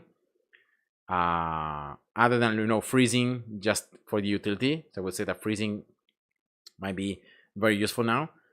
Always, you know, for the slow, for the extra damage. But then in terms of offensive tower, I would say that probably Venom and Sniper would my best choices, followed by like Tesla, by Crusher, even Flamethrower. Yeah, Flamethrower was also very, very good. Minigun for me was like an A tier. Wasn't like super good, but it was pretty decent. Now, unfortunately, it's pretty bad. And that's it, guys. So this is the final ranking for towers on normal. Let me know what you think about it. Let me know if you agree. I try to go through the reasoning behind like me ranking the towers in a certain way. Again, I'm not sure if I will have to place Multishot on S tier, but just the overall utility it has now, especially with the bonus coins, I think it's something that you always want to exploit. Like on every game, if you can increase the coins you earn, you want to do it, right? So other than against strong enemies, Multishot is good overall. It can attack our enemies, it can apply debuff. And so like in combo, like you would put, I don't know, like Multishot, and then like something like Venom, or like Sniper, or like Splash, or like even Basic, or Tesla. So you do something to destroy the enemies, but with debuff, so you get more and more coins.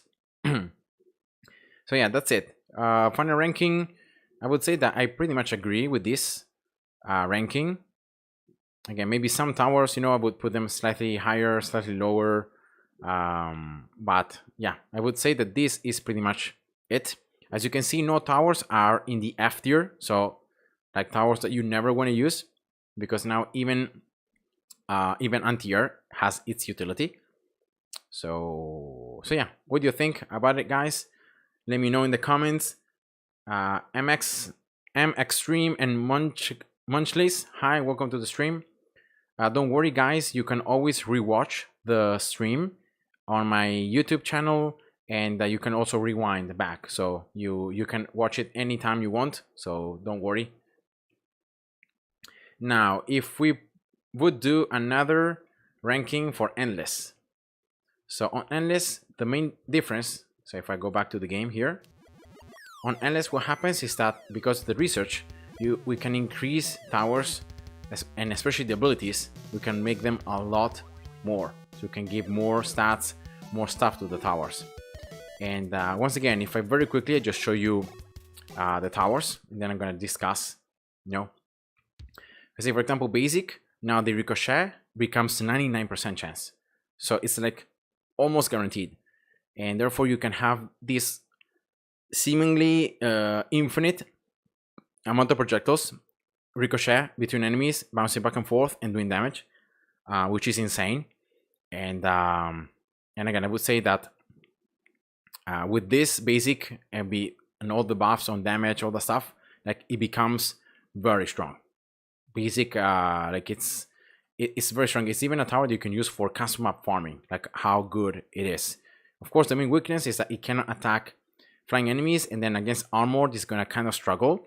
But then, other than that, it's very, very good. And all the other abilities, of course, have higher stats, right? So that's Basic. Oh, sorry, guys, I'm missing here some comments. Sorry about that. I wonder what makes Multishot so great, by the way. Is the fact that now you can apply a debuff and you can make enemies give bonus coins. And again, you can attack our enemies by default. The tower is much more useful, in my opinion. And so it's mostly for that reason. It's exactly at the same reason as freezing, it's very high tier. Because of the fact that you can slow down enemies, you can increase the damage that they take. So utility sometimes it's as good as damage. So you don't need only raw damage, sometimes you need utility. So that's why I would classify Multishot as S tier because of the utility that it has.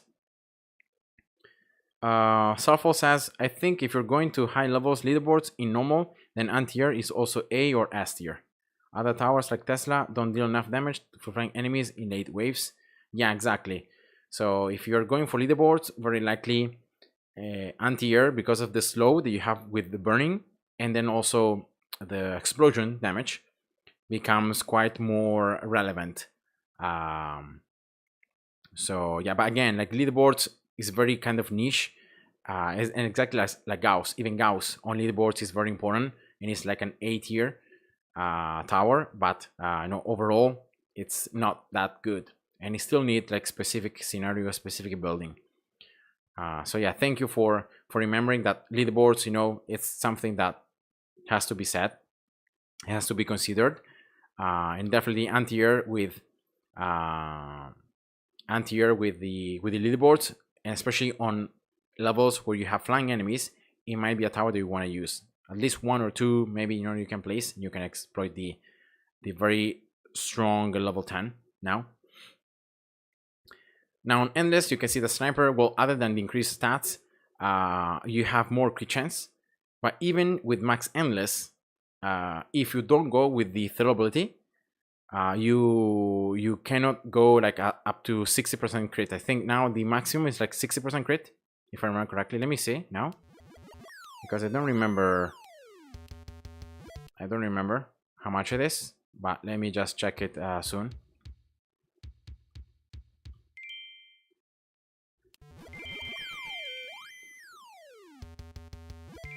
With the level 3,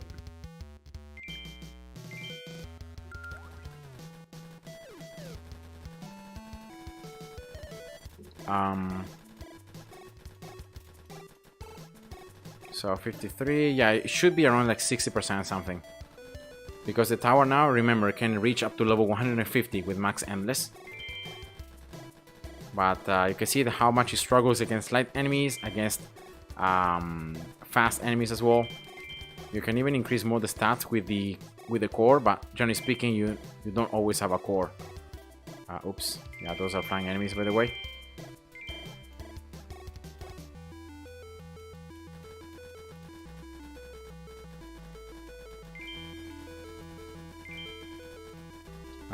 So I want to see here the max crit chance. Yeah, it should be like 76.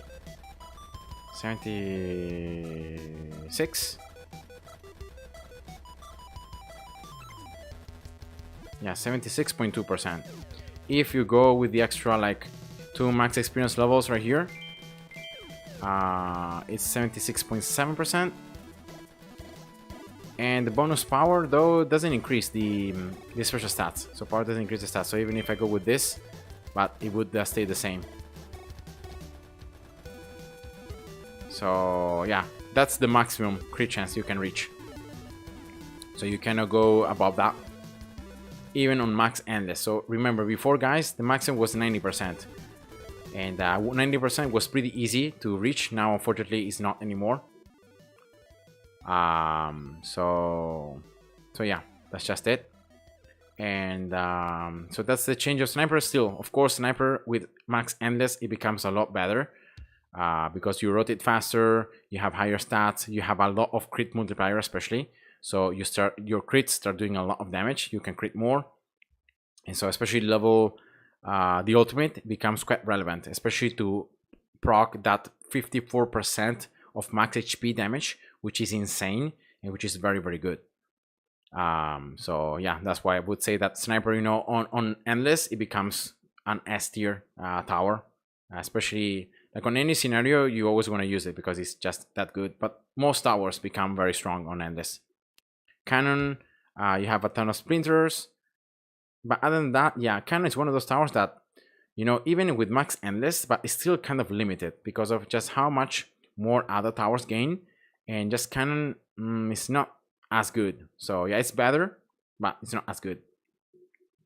There is any chance on modifiers, change of modifiers? No, modifiers have stayed the same, other than the experience one, this one, the balance one. Now it can increase the max experience level by 1 up to 5, so 5 more experience levels, but then that's it. Search now, it gives a little more range.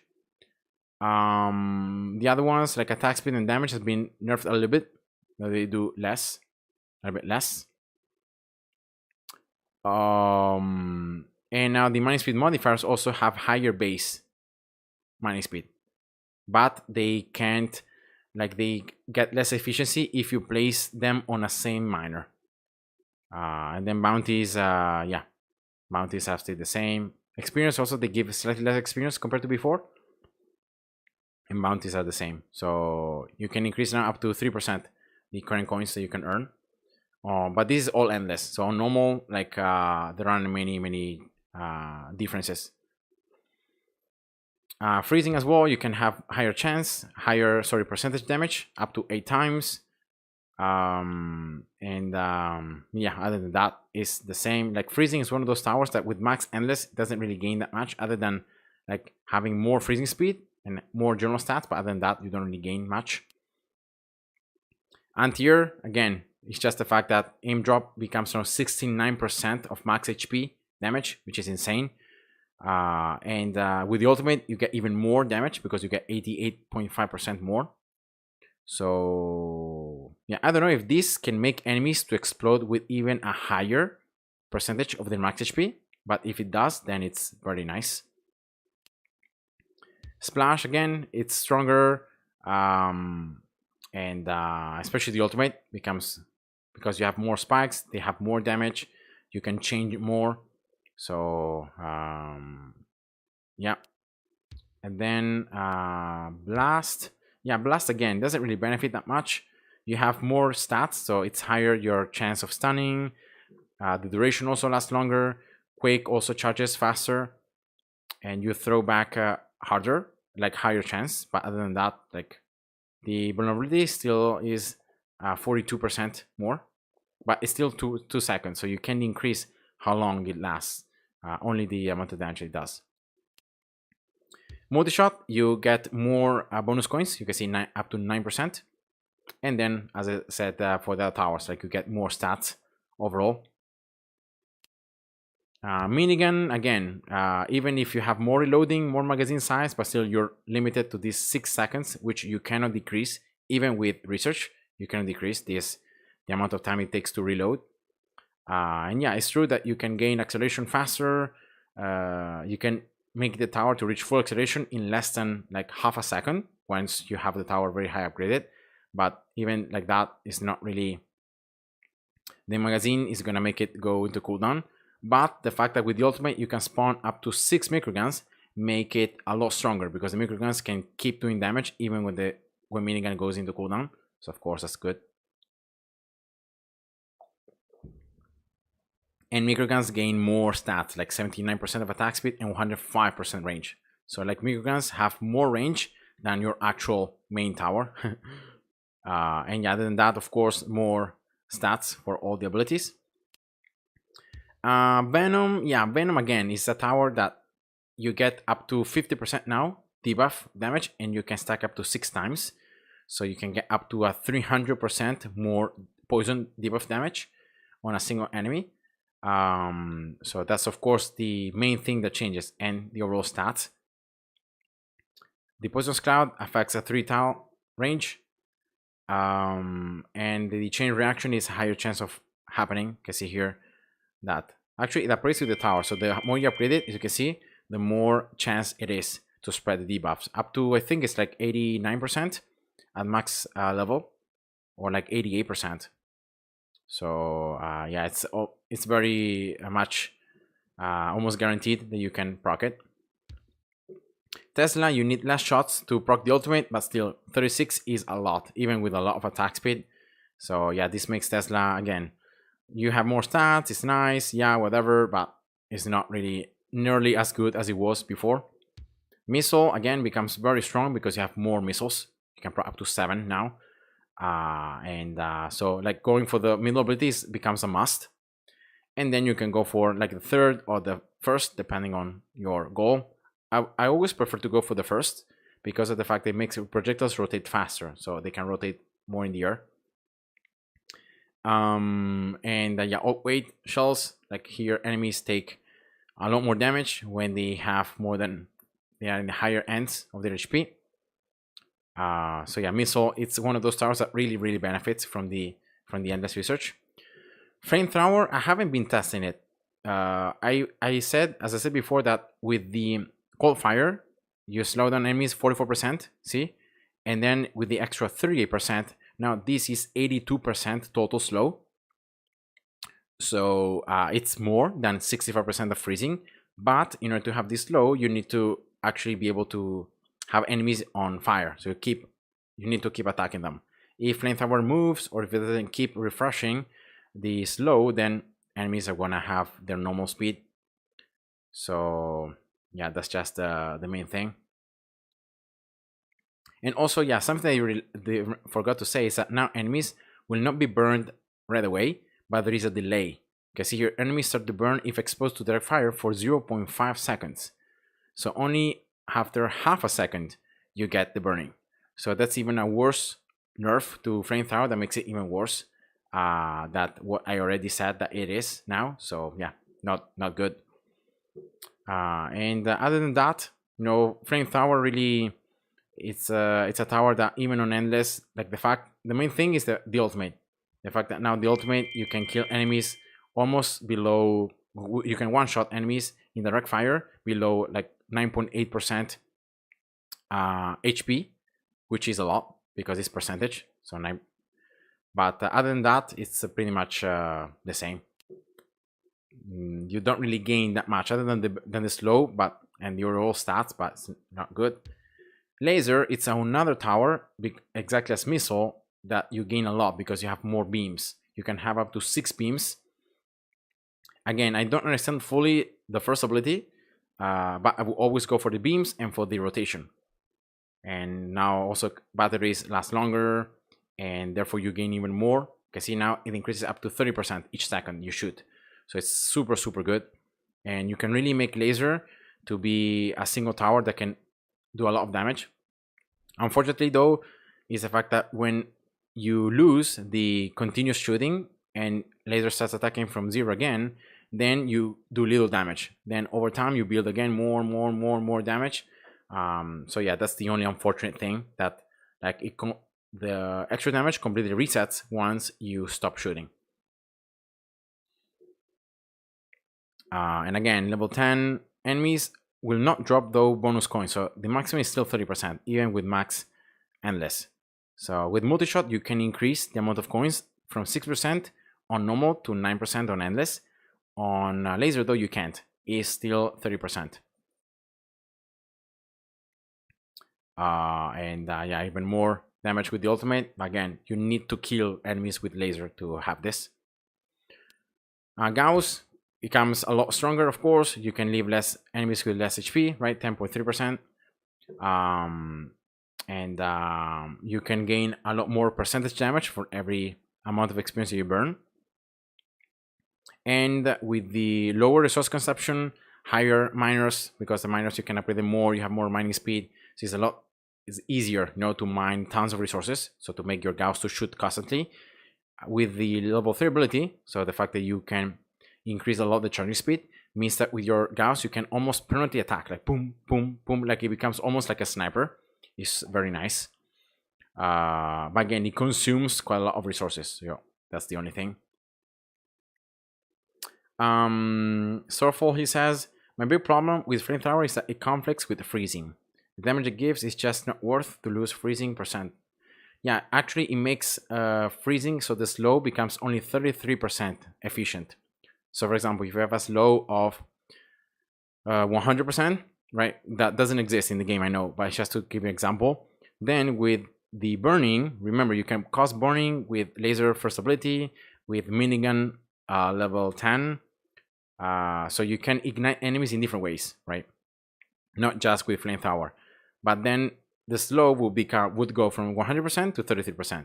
So if we imagine like a slow of 50%, that would mean that now enemies move at 16.5, right? 16.5% slow. So yeah, it's still a little bit slow, but it's not as good. And another thing with Gauss is the fact that the level 10 you can proc it faster every 3 shots. And the stun is going to last very similarly to normal. So even on endless, it doesn't really increase by that much. But the enemy can explode with more than its max HP, 19.5%. Now, I don't know why, but do you remember like anti-air? Like it's 69% max HP damage. Sniper, it's 54% max HP damage. So these two towers really gain a lot from the percentage damage. Gauss instead doesn't. Like on normal, it's like, how much it is? It's like 16%. So no, right? If I remember correctly, or like 14%. Instead on endless, it's like 19.5. So it doesn't really increase by that much. Maybe because it's like a level 10 ability, but yeah. And then with the ultimate, just giving more double time to the miners. But normally on Endless, you don't go for the ultimate. Other than on 6.3, you don't go for the ultimate. You go for power because you want to have more damage or as much damage as possible. And yeah, that's it. Because Crusher, again, Crusher benefits a lot from Endless because you can hold up to 8 enemies now. You have more stats, so you have even more sheer damage. And higher chance of disorientation, and then a lot more coins you can earn from the disoriented enemies. So yeah, that's it. So if we have to move to the tier list and we're talking about Endless, I would say that probably like Multishot is still good. For bonus coins, yeah, we can use it, but then like towers that you must like you want to use are like Crusher. I would say like Sniper as well becomes almost 100% needed. Even Basic, I would say now with the changes of Basic. Anti-air, yeah, I think it becomes A tier, maybe high B tier because it's still linked only to be able to attack flying enemies, but it's like better. Like all towers get like they go from 1 tier lower to higher. So I would say like something like this. Maybe Minigun, now that you have more microguns, it becomes a bit more useful. Gauss, it becomes a lot more useful. Venom is still useful, but not that much.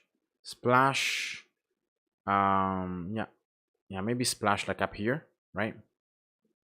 Flamethrower, very useful like for the one-shotting enemies. So maybe I could say like above Tesla, definitely. Minigun like more than Tesla. Cannon, yeah, not that good. Blast, not that good. Laser, yeah, laser goes. Yeah, I would say that laser, it becomes a lot easier also to proc because you do more damage. So to proc the bonus coins. So maybe laser can move up to here on Endless. And also missile. Missile, I would say it like it's here. Yeah. So yeah, that would be the ranking of Endless, I would say. So like all towers become these towers become like almost a must. You're always going to use them in your gameplay. And then all the towers get upgraded, because they are stronger. So that would be how I would do it. On leaderboards, so if we have to say leaderboards right here. Leaderboards, yeah. Then definitely like Gauss becomes a must. And anti-air becomes, I don't know if it's a must, but on levels with flying enemies, it becomes almost a must. I would put it on A tier. Crusher also very important. Multishot as well. Sniper, I would say that's pretty important.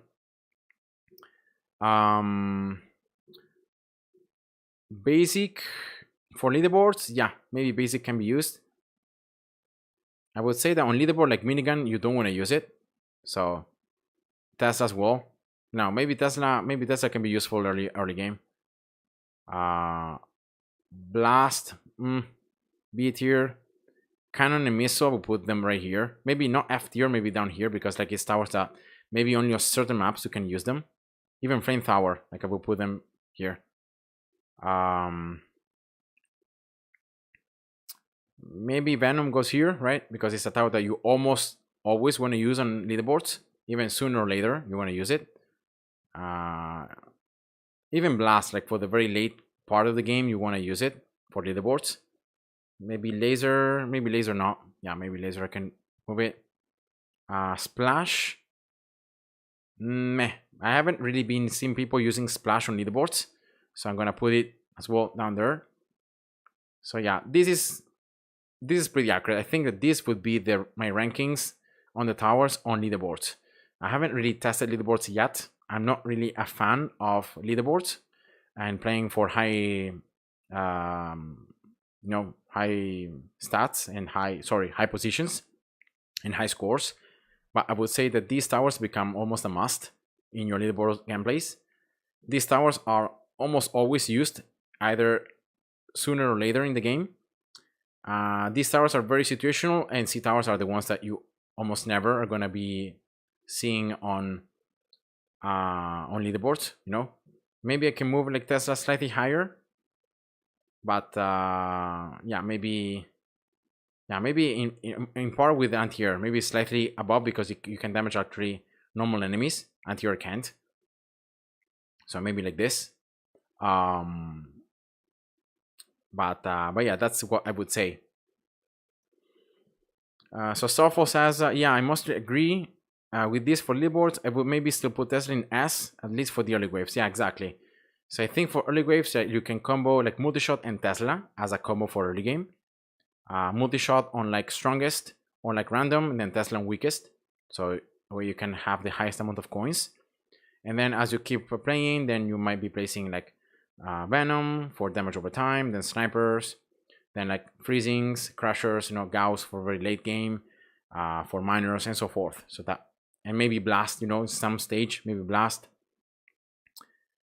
So yeah, maybe you're right. Maybe it's S tier because like it's more situational. Like it's not only as anti-air, only on levels that have flying enemies, but you can use Tesla for every level, you know, because in the early game you can still use it. So maybe this is a little bit more accurate. So thank you, Starfall.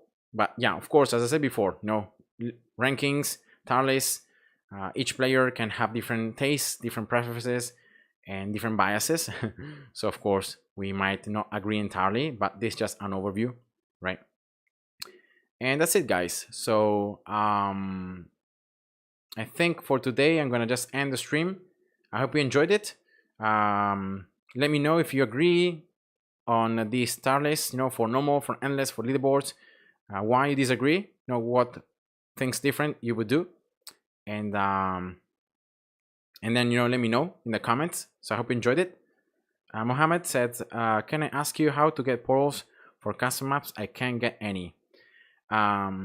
For custom maps, if you guys are in the stage of the game where you're actually farming, remember that you need to go onto here on the backpack, on the map editor.